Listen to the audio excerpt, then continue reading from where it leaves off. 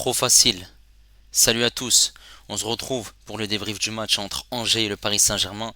Victoire du Paris Saint-Germain 4 buts à 2. Des buts qui ont été inscrits par Lee, un doublé également pour Barcola. 17e et 20e minute pour Lee et 31e et 45e plus 2 pour Barcola. Pour Angers, c'est Le Paul qui a réduit le score à la 90e et 1 minute de temps additionnel. Et Blum là à la 90e plus 7 minutes de temps additionnel. Merci aux personnes qui étaient présentes avec moi en live pour suivre ce match. N'hésitez pas à liker et à vous abonner si vous êtes nouveau. On est parti pour les statistiques du match qui sont bien évidemment en faveur du Paris Saint-Germain avec 26 tirs, 12 tirs cadrés, 10 tirs pour Angers, 3 tirs cadrés seulement. Ils ont réussi malgré tout, 3 tirs cadrés, 2 buts. Pour la possession, on a une possession à 71% pour le PSG, 29 pour Angers, 801 passes pour le PSG, 323 pour Angers, précision de passe à 92% pour le PSG, 83 pour Angers. Il y a eu malgré tout beaucoup de fautes de la part des Parisiens, 16, 5 pour Angers, 3 cartons jaunes pour les Parisiens, 3 hors-jeu pour les Angevins, 6 corners pour les Angevins et 8 pour les Parisiens. Il en est parti en image pour les 6 buts du match.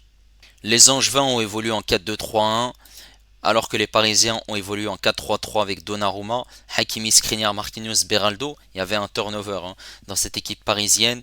Skriniar qui prenait la place de Pacho, Pacho qui est parti plus tôt que prévu pour rejoindre son pays, l'Équateur, pour cette trêve internationale. Beraldo sur le côté gauche remplaçait Mendes, et au milieu de terrain on avait seulement Zaïre Emery qui était titulaire contre l'Atlético Madrid, Fabien Ruiz et Mayoulou à ses côtés, Vitinha et João Neves sur le banc, et en attaque on avait Barcola à gauche, Asensio en faux numéro 9, Dembélé sur le banc.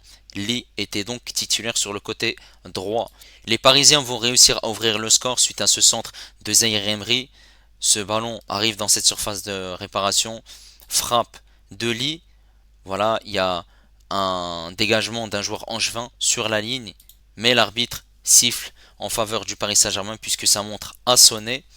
Voilà la célébration de Lee avec Asensio. C'est parti très très rapide ensuite. Un nouveau but pour les Parisiens. Un ballon de Barcola. Barcola pour Asensio. Asensio sur le côté gauche. Un centre et directement une nouvelle fois Lee dans cette surface de réparation. Le marquage est mauvais de la part des Angevins. Ça fait 2-0, c'est trop facile. La célébration entre Lee et Asensio. Et ensuite, on a un troisième but. Ici, un but magnifique puisque c'est Marco Asensio qui a fait la passe pour Barcola suite à un pressing haut. Bien sûr, il y a une récupération des Parisiens. Les Angevins, avec ce pressing, ont perdu rapidement le ballon. Barcola qui met une frappe enroulée et qui marque, ce qui fait 3-0 pour le Paris Saint-Germain. La célébration de Barcola avec ses partenaires. Et ensuite, on a un quatrième but qui va arriver dans le temps additionnel de cette première mi-temps. Un centre de Lee. Et il y a cette tête de Barcola. Magnifique. Ce qui fait 4-0 pour le Paris Saint-Germain à la mi-temps. Et ensuite, il y aura des changements qui vont être effectués par Luis Enrique. Et les Parisiens vont réussir à se créer de multitudes d'occasions, notamment Kolo Muani avec ce poteau. Et forcément, il y aura un relâchement de la part des Parisiens en deuxième mi-temps. Ils ont été plutôt en gestion au vu du score. Et ces Angevins ont réussi malgré tout à se créer des situations. Et il y aura ce centre. Ce joueur angevin va réussir à mettre cette frappe, cadrer le pôle et marquer, réduire la marque. Donnarumma est scotché, il ne fait rien du tout, alors qu'il aurait dû faire quelque chose. Et quelques minutes plus tard, corner pour cette équipe angevine. Mauvais marquage de la part des Parisiens. Cette tête. Et hop. Donnarumma qui touche le ballon, mais qui n'a pas les mains fermes. Donc forcément, ça rentre. Et ça fait 4-2. C'est regrettable, sachant que voilà, la première mi-temps était parfaite. Résultat, le Paris Saint-Germain a 6 points d'avance sur l'AS Monaco. Tout n'a pas été parfait malheureusement. La première mi-temps a été parfaite du côté des Parisiens. Voilà, on a vu une équipe angevine qui n'arrivait pas à trouver des solutions. Ils ont réussi à se trouver deux opportunités en contre notamment, mais c'était très peu. Et on a vu une équipe parisienne qui a totalement dominé tous les compartiments du jeu en première mi-temps, que ce soit dans l'agressivité, dans la possession de balle, dans les occasions. Ils ont réussi à en mettre 4 en une mi-temps. Et forcément, Luis Enrique a fait des changements à la mi-temps en faisant sortir Barcola et avec l'entrée de Doué. Et forcément, voilà, ce changement-là, on pouvait se poser la question par rapport à ce que c'était le doublé de Barcola, mais non, en fait, c'était tout simplement pour, voilà, apporter, comment dire, du turnover dans cette équipe parisienne. On a aussi eu l'entrée de Zagué à la place de Hakimi. Et ensuite, le Paris Saint-Germain a réussi à se créer d'autres occasions en deuxième mi-temps. Mais forcément, on avait un bloc de la part des Angevins qui faisait que défendre et essayer de jouer des longs ballons. Voilà. À force de faire des changements, Doué, Colomwani, Dembélé et João Neves qui sont rentrés et Zagué. Donc 5 changements.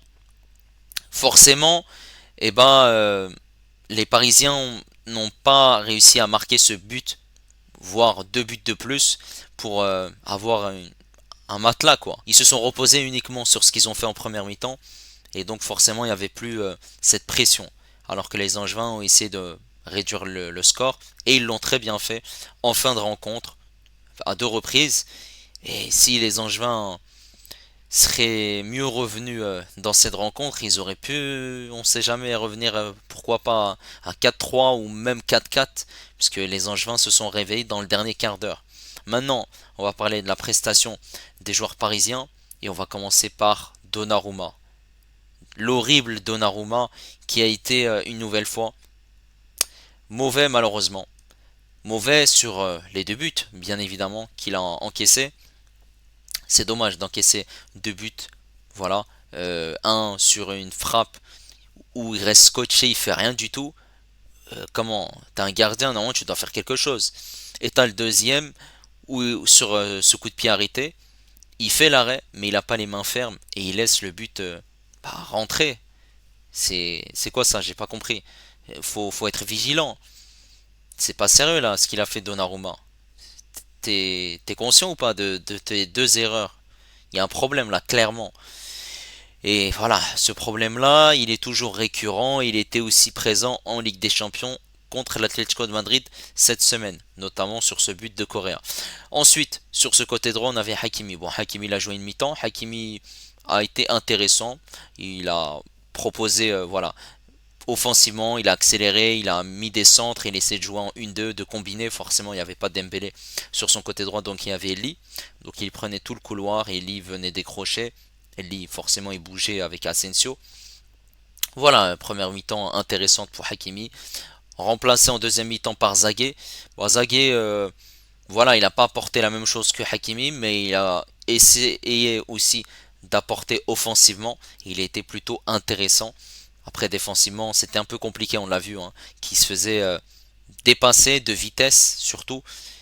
Mais bon, voilà, on peut pas lui en vouloir, c'est un jeune Titi parisien. Cette charnière centrale Marquinhos Skriniar. Bon, Marquinhos Skriniar, c'était intéressant. Ils se sont pas mis en danger.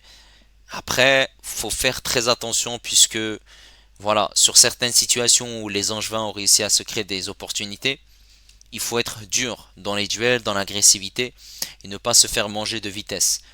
Après, forcément, sur le premier but, on voit que ils doivent faire mieux. Comment ça se fait que ce joueur-là, Le Paul, se retrouve dans une situation où il est il est tout seul. Il n'y a aucun joueur qui est au marquage.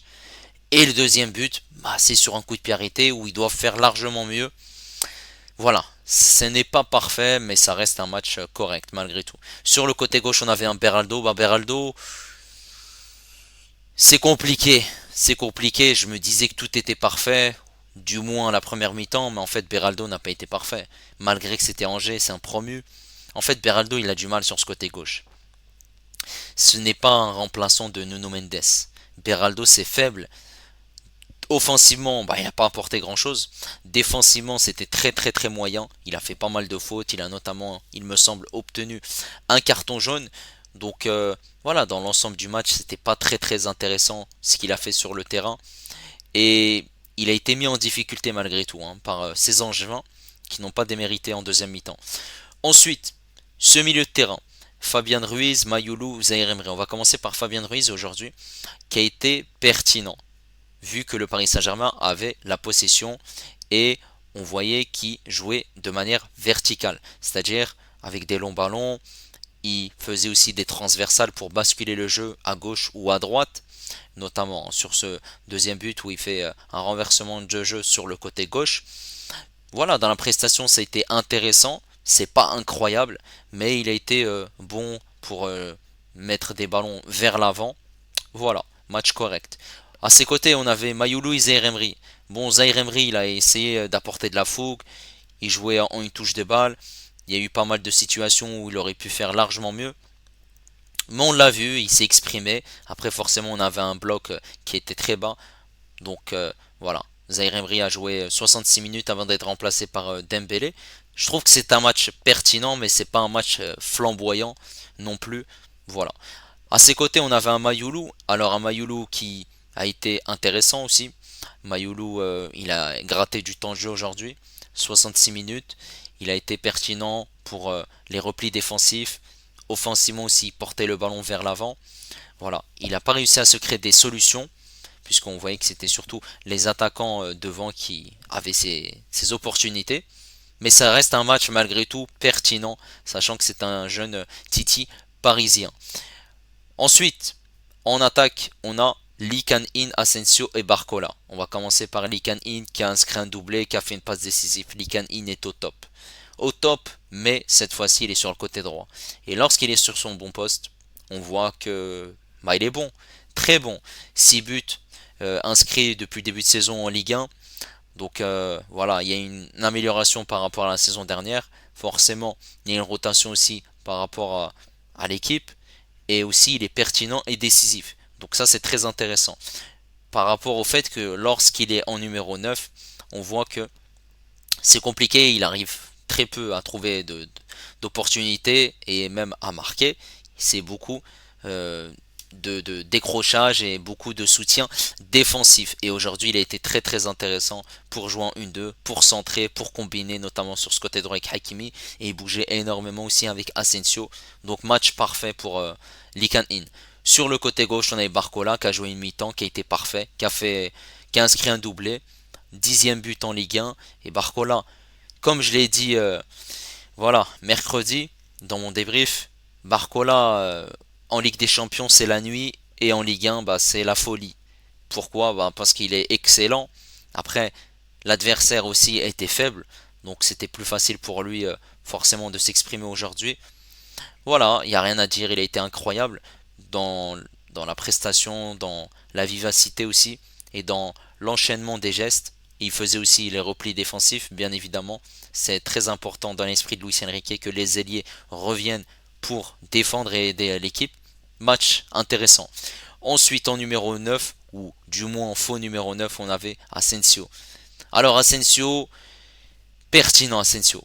Pertinent, il a fait deux passes décisives et Asensio n'est pas resté qu'en faux numéro 9. Forcément, très peu d'espace, vu qu'on avait une équipe d'Angers qui faisait que de défendre. Et on avait une équipe du Paris Saint-Germain qui était au milieu de terrain. Asensio était pertinent, il bougeait énormément, il venait sur le côté gauche, il venait sur le côté droit. Et voilà, il a été très bon, notamment s'il n'est pas passeur décisif, il est à l'avant-dernière passe ou à la construction du but. Il n'y a rien à dire dans ce qu'il a fait. Il jouait une touche de balle, il combinait, bravo.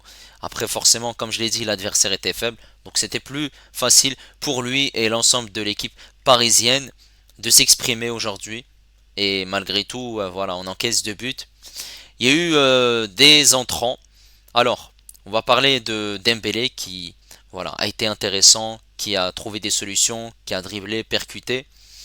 Il aurait dû faire la passe pour avoir un but supplémentaire, mais bon, il a croqué. Et Doué qui s'améliore au fur et à mesure, c'est pas incroyable, c'est pas excellent, mais on voit qu'il fait des dribbles, il arrive à trouver des solutions, à faire voilà, à multiplier les efforts, à faire des enchaînements et à réussir ses 1 contre 1. Maintenant, il a encore une énorme marge de progression, donc on va pas voilà, s'accabler sur lui. Et on a Kolo Muani. Kolo Muani qui est rentré à la 66e minute de jeu. Kolo Muani qui est dans le dur, qui n'a plus été titulaire depuis 2 mois. Et aujourd'hui, Kolo Muani n'a une nouvelle fois pas marqué. Il a tapé le poteau. Il a eu des opportunités, malheureusement c'était compliqué. Et voilà, on sent un joueur qui n'est pas en confiance. Malheureusement, il marque pas de points.